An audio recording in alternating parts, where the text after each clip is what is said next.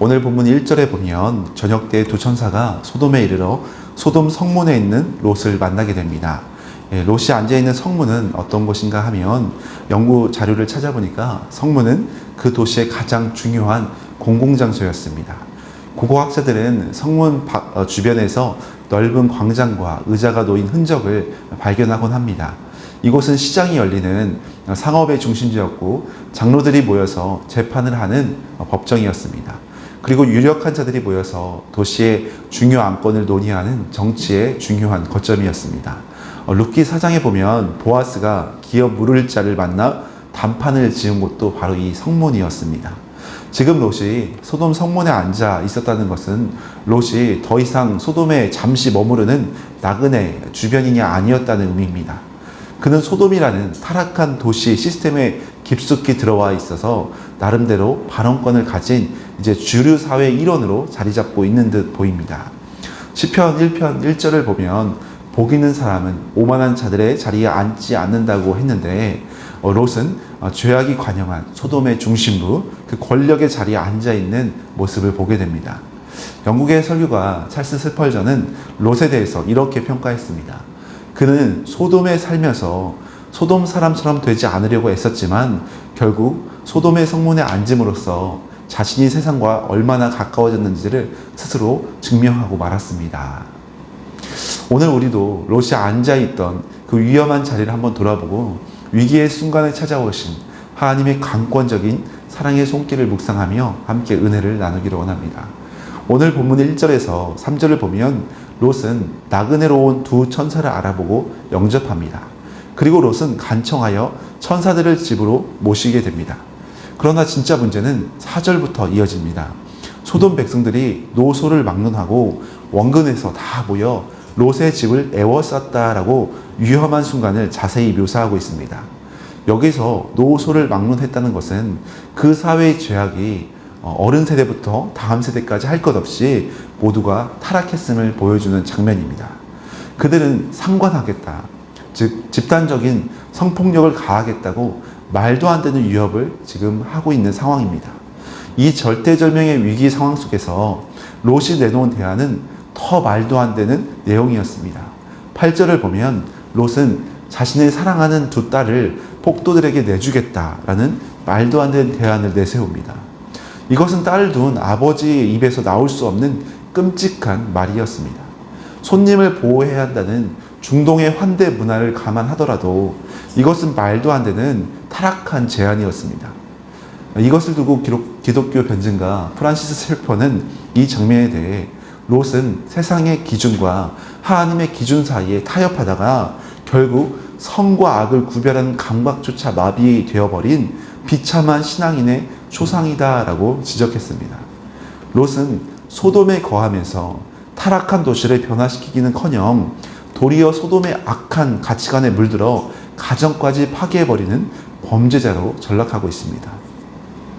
세상과 적당히 타협하며 성문에 앉아 있었던 대가는 가장 거룩해야 할 가정이 타락하고 붕괴되고 도덕적으로 완전히 무너져 버리는 그 상태를 보여주고 있습니다.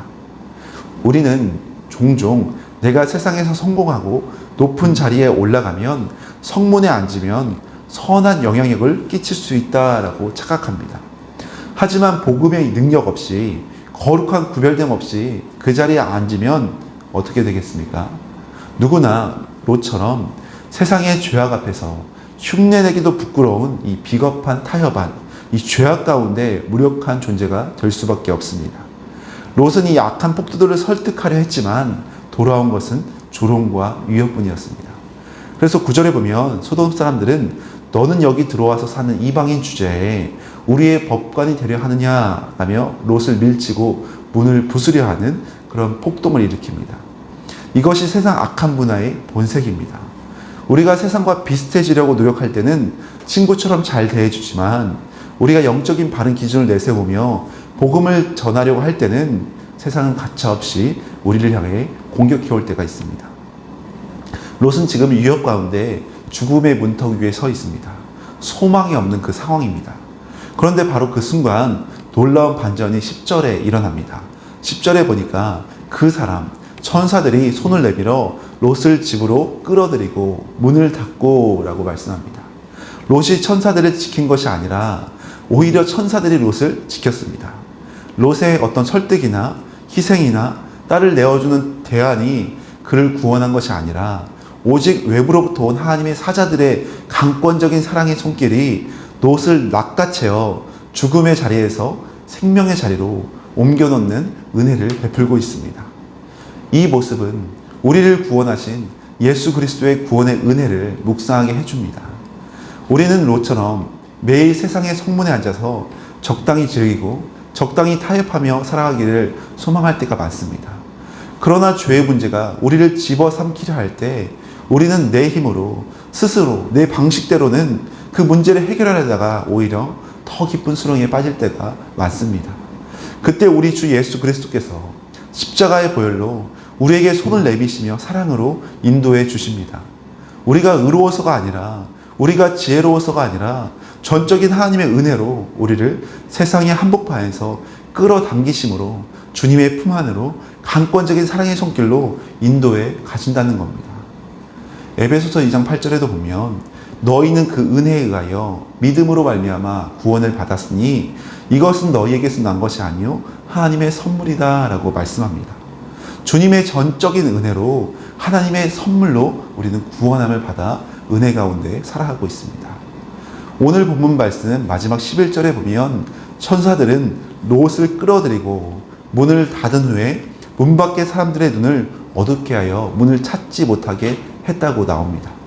이것은 우리에게 심판과 구원의 이중적인 장면을 보여줍니다. 하나님께서 그의 백성들은 문 안으로 들이셔서 철저하게 은혜 가운데 보호하시지만 문 밖에 있는 죄악의 세상에 대해서는 심판의 어두움을 내리십니다. 죄악 가운데서도 그의 사랑하는 백성들은 철저히 보호하시고 보살피시는 주님의 사랑의 손길입니다. 19세기 위대한 신학자 J.C. 라일은 거룩에 대하여라는 책에서 이렇게 말을 합니다. 세상과 평화롭게 지내면서 동시에 하나님과 평화롭게 지낼 수 있다고 생각하는 것은 그리스도인의 가장 큰 착각입니다.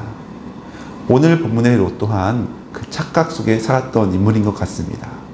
그러나 하나님은 이런 롯을 내버려 두지 않으십니다. 무력한 롯의 손목을 잡아 채워서 문 안으로 들이시면서까지 살려주셨습니다. 이러한 강권적인 사랑이 오늘 저와 여러분 모두에게 온전히 충만하시기를 소망합니다. 말씀을 마무리하겠습니다. 사랑하는 여러분, 요즘 여러분은 어떤 자리에 앉아 계십니까? 혹시 소돔의 성문에 앉아서 세상의 성공을 부러워하며 죄악과 타협하며 지내고 있지는 않으신가요? 혹은 감당할 수 없는 세상의 공격 앞에서 내 능력과 내 지혜로 문제를 해결하려다가 오히려 지쳐있는 모습은 없으신가요? 오늘 본문의 내용처럼 구원은 우리의 어떠함에 달려있지 않습니다. 구원은 문을 열고 닫으시는 주님의 주권에 달려있습니다. 예수님은 요한복음 10장에서 나는 양의 문이라 라고 말씀하셨습니다. 그 구원의 문 안으로 들어온 자는 세상이 해할 수 없다라고 약속하십니다. 오늘도 소돔과 같은 세상의 화려한 문이 아니라 우리를 위해 십자가에서 열어놓으신 예수 그리스도의 은혜의 문 안에 머물면서 주님 안에 참된 평안과 기쁨을 회복하시기를 예수님의 이름으로 간절히 축원합니다. 함께 기도하시겠습니다.